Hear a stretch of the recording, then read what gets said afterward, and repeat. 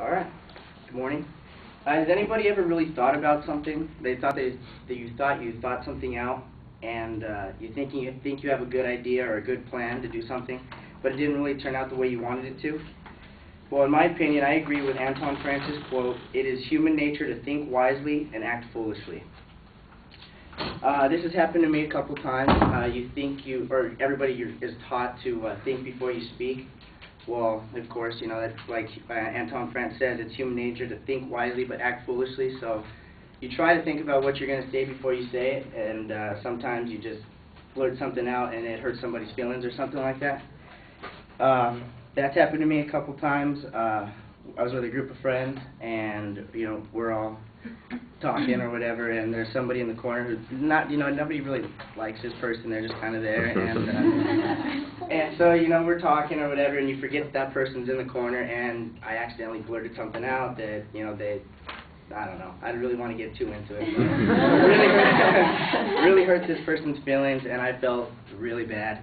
And so I guess I agree with this. Well, of course I agree with this quote that we think wisely but act foolishly. So I guess what I'm trying to get across to you is that as humans, we're all imperfect. We try to do something, but it doesn't always come out the way you want it to. That's pretty much all I really have for today. So, hey, good luck to everybody else.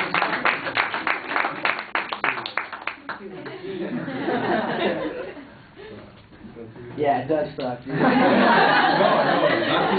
we have to do that. No, that we have to do that for the final. You can't go back. You did not do that. Well, you didn't get the score. Yeah, definitely not the furthest away.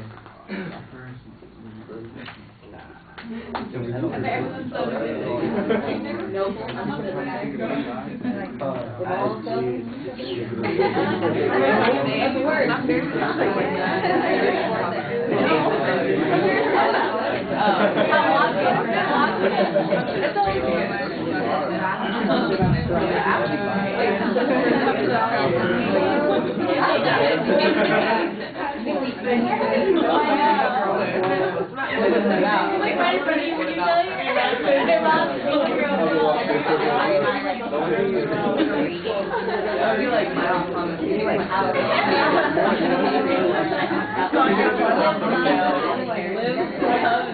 I think this is so true. Oh my God,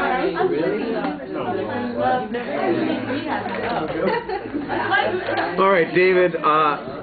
I like the opening, except for the fact that you're having to read your notes while you're starting to talk to us. You need to talk to us right from the very beginning.